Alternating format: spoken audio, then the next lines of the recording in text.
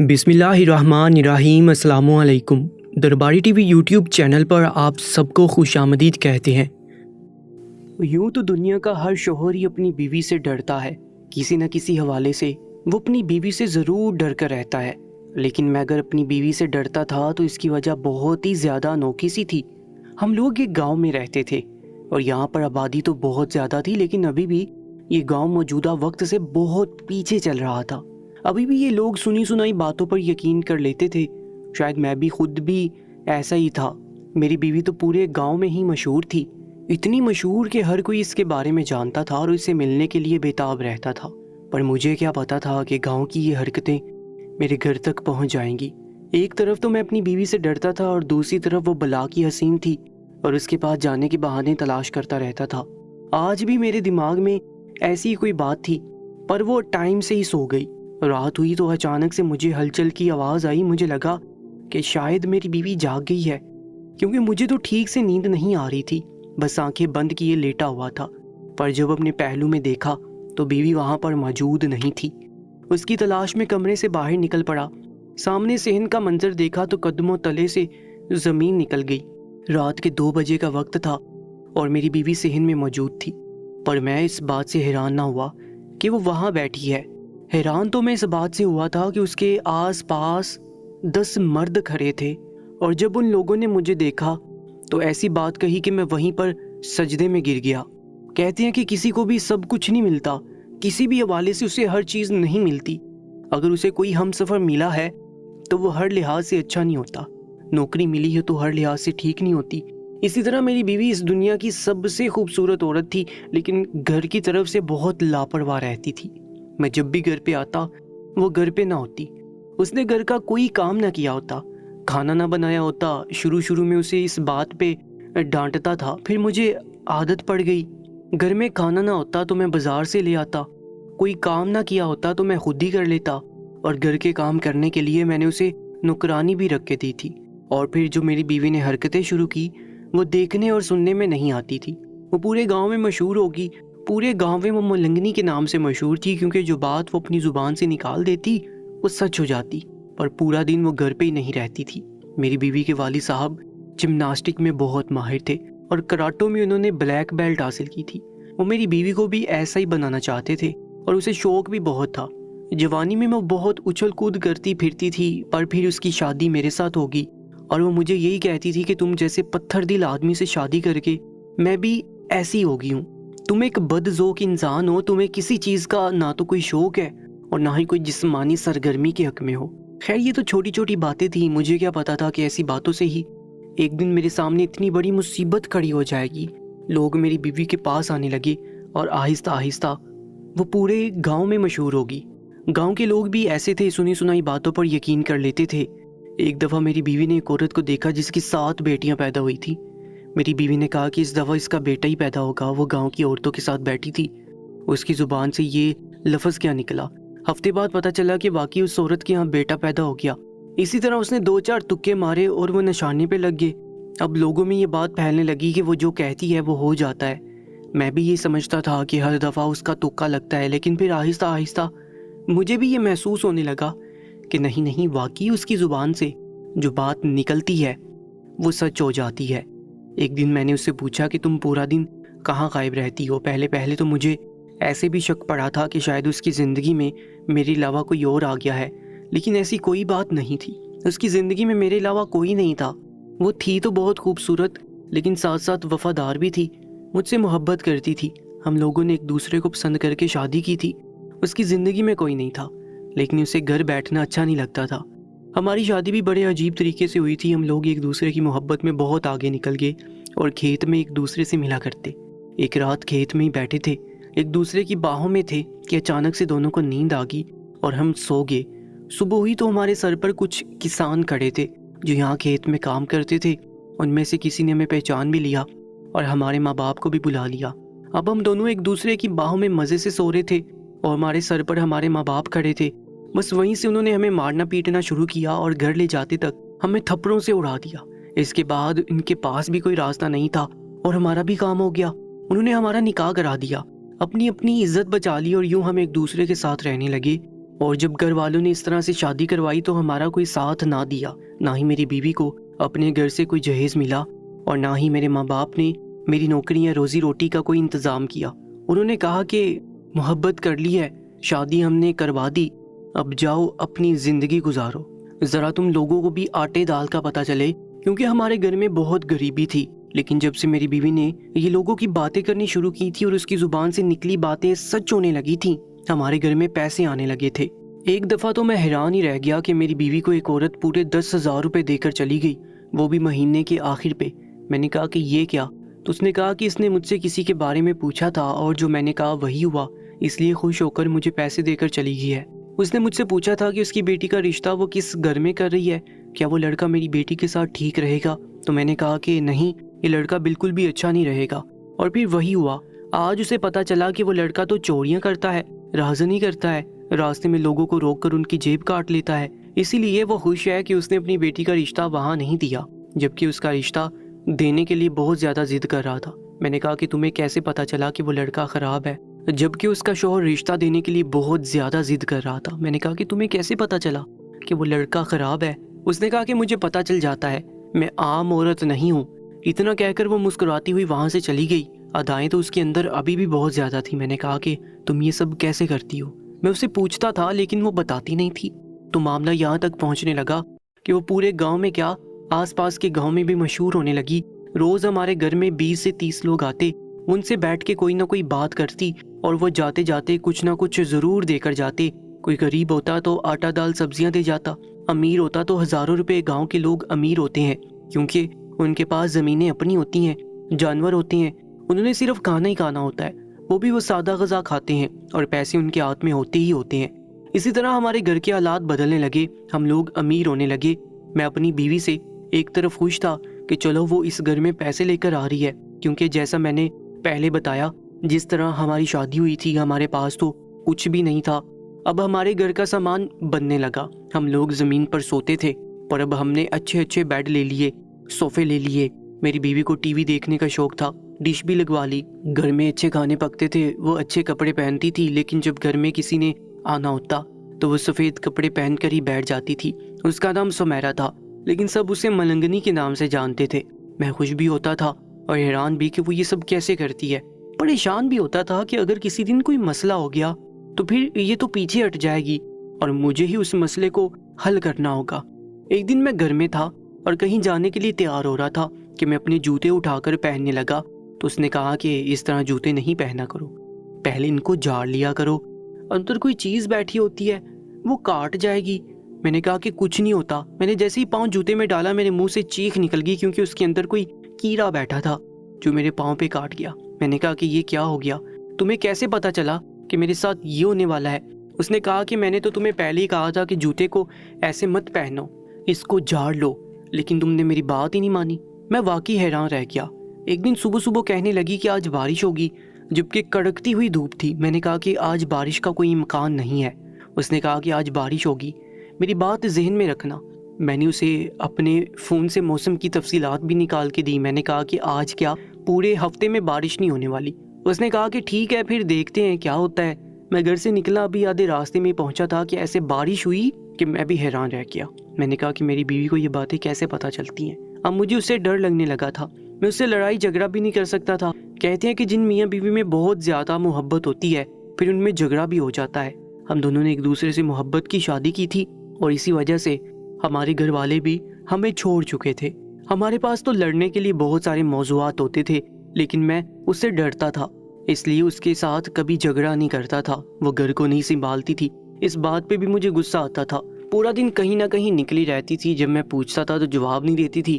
ایک دن تو غصے سے کہنے لگی کہ تمہارے ساتھ بے وفائی کرنے نہیں گئی تھی، کسی کے ساتھ زنا کرنے نہیں گئی تھی، اپنے کام سے گئی تھی، اس لیے تمہیں پریشان ہونے کی ضرورت ہی نہیں ہے۔ میں نے اسے کہا کہ یہ کس قسم کا لہجہ ہے، کس طرح کی باتیں کرتی ہو، تم کوئی اور مثال نہیں دے سکتی تھی؟ اس نے کہا کہ تمہیں سمجھانے کے لیے یہی کہنا ضروری تھا، مجھ پر بھروسہ کرو۔ یوں اس دن اس کے ساتھ میرا بہت بڑا جھگڑا ہو گیا، لیکن جب دوپہر کو میری آنکھ کھلی تو میں حیران رہ گیا، کیونکہ گھر کے صحن کے اندر ایک بہت ہی شاندار موٹر سائیکل کھڑا ہوا تھا جو بالکل نیا لگ رہا تھا۔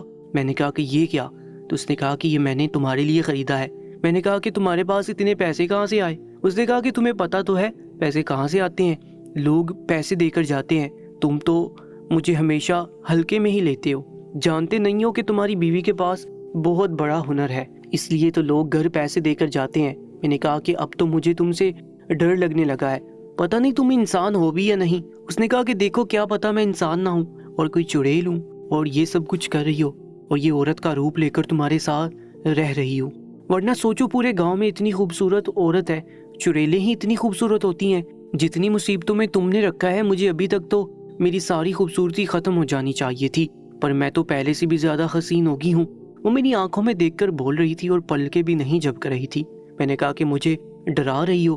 اس بات پر وہ کھلکھلا کر ہنسنے لگی، ہنستی تھی تو بہت خوبصورت لگتی تھی۔ میں نے موٹر سائیکل کو دیکھا اور میں اس کے اوپر بیٹھا، جب میں نے سٹارٹ کیا تو کیا زبردست قسم کی آواز آئی۔ یہ موٹر سائیکل تو 120 سی سی والا تھا۔ میں اتنا خوش ہو گیا، میں نے کہا کہ تم نے تو مجھے خوش کر دیا۔ اس نے کہا کہ کبھی تم مجھے خوش کر دیا کرو۔ اتنا کہہ کر وہاں سے چلی گئی۔ ہماری زندگی کے دن تو اسی طرح گزر رہے تھے۔ پہلے میں سوچتا تھا کہ کہیں میری بیوی کوئی الٹا سیدھا کام نہ کر رہی ہو، کہاں چلی جاتی ہے بتاتی نہیں ہے، لیکن اب میں ان ساری چیزوں سے دور ہو گیا، کیونکہ گھر بھی چل رہا تھا، گھر میں چیزیں بھی آ رہی تھی، مجھے موٹر سائیکل بھی مل گیا، میرے کپڑے بھی میری بیوی بناتی تھی، گھر میں اچھے اچھے کھانے بنتے تھے، گھر کے بل کون دیتا تھا مجھے پتہ نہیں ہوتا تھا، میری بیوی سب کچھ خود ہی کر رہی تھی۔ اس لیے مجھے جب ایسی بیوی ملی تھی تو پریشان ہونے کی ضرورت کیا تھی؟ ہاں یہ ہے کہ میں اسے کچھ نہیں کہہ سکتا تھا، اس کے سامنے زبان نہیں نکال سکتا تھا، چوں نہیں کر سکتا تھا۔ مجھے گاؤں والے بھی کہتے تھے کہ تم تو اپنی بیوی سے بچ کے ہی رہا کرو، کیونکہ جو اس کی زبان سے نکلتا ہے وہ سچ ہو جاتا ہے۔ اگر کسی دن اس نے تمہاری بربادی کی دعا کر دی تو پھر تمہاری بربادی پورا گاؤں دیکھے گا۔ میں ایسے لوگوں کو کہتا تھا کہ اس طرح کی باتیں نہیں کیا کرو، لیکن دل ہی دل میں خود بھی ڈر جاتا تھا۔ ایک دن میرے فون پر کسی عورت کا میسج آ گیا، مجھے کیا پتا کہ وہ کون تھی، اس نے تو مجھے میسج کر دیا اور میری بیوی نے دیکھ لیا۔ اس نے کہا کہ یہ کون ہے؟ میں نے کہا کہ مجھے نہیں پتا، کسی نے میسج کر دیا۔ اس نے کہا کہ اگر تم جانتے نہیں تو تمہاری تعریفیں کیوں کر رہی ہے؟ میں نے کہا کہ دیکھو آج کل میسج کے پیچھے لڑکیاں نہیں مرد ہوتے ہیں، اور وہ اسی طرح سے بے وقوف بناتے ہیں کہ میسج کرتے ہیں۔ میسج میں لکھا تھا کہ جانو میں تمہیں یاد کر رہی ہوں، مجھ سے بات کرو نا۔ میری بیوی تو ہتھے سے ہی اکھڑ گئی۔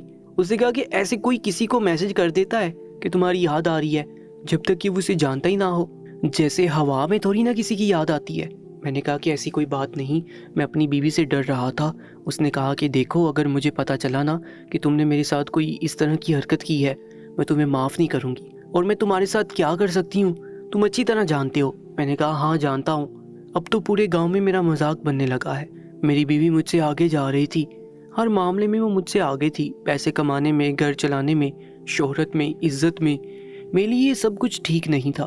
کسی بھی مرد کے لیے یہ سب کچھ ٹھیک نہیں ہوتا۔ کہتی ہے کہ ایک کامیاب مرد کے پیچھے ایک عورت کا ہاتھ ہوتا ہے، لیکن ایک ناکام عورت کے پیچھے ایک مرد کا ہاتھ ہوتا ہے، کیونکہ مرد یہ کبھی بھی نہیں چاہتا کہ عورت اس سے آگے نکل جائے۔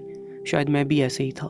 عورت کو اللہ نے ضد دی ہے اور مرد کو انا۔ عورت بولے تو اپنی ضد میں آ کے الٹی سیدھی حرکتیں کرتی ہے، اور مرد انا میں آ کر غصہ کرتا اور ایسے فیصلے کرتا ہے جو اسے نہیں کرنے چاہیے۔ میں اپنی بیوی کا یہ کام بند کروانا چاہتا تھا، ویسے بھی ہم نے اتنے پیسے کما لیے تھے کہ ہم کوئی کاروبار کر سکتے تھے۔ میں نے گاؤں میں افواہ اڑانے کی کوشش کی کہ میری بیوی کے پاس کوئی علم نہیں ہے، کچھ نہیں ہے، سب کچھ جھوٹ ہے، پر ابھی تک اس نے لوگوں کے اتنے سارے کام کیے تھے کہ کوئی بھی اس بات کو ماننے کو تیار نہیں تھا۔ انہوں نے کہا کہ ایسا نہیں ہے، میری یہ پلان کامیاب نہیں ہوا۔ دھیرے دھیرے میں نے بھی اس بات کو چھوڑ دیا، سوچا کہ بس جو چل رہا ہے چلنے دو۔ کہتے ہیں کہ جب انسان کے پاس زیادہ پیسے آتے ہیں تو وہ اپنے خرچے بھی بڑھا لیتا ہے۔ ہمارے پاس زیادہ پیسے آنے لگے، ہم لوگوں نے بھی اپنا خرچہ بڑھا لیا تھا، اور اتنا بڑھا لیا تھا کہ اب پیسے پورے نہیں ہو رہے تھے۔ اب میری بیوی کا کام کم ہونے لگا، کیونکہ اس بات کو کافی عرصہ گزر گیا تھا۔ جب سے اس نے یہ کام شروع کیا تھا تب سے لے کے آج کی تاریخ تک 7 سال کا وقت گزر چکا تھا۔ اب ہر وقت تو نہیں کوئی انسان کسی کے بارے میں کچھ پوچھنے آتا، یا ہر دن تو کوئی عورت حاملہ نہیں ہوتی اور یہ پوچھنے نہیں آتی کہ میرے ہاں بیٹا ہونے والا ہے یا بیٹی ہونے والی ہے، یا اپنی بیٹی کا رشتہ کسی سے کر رہی ہو تو وہ کیسا ہوگا۔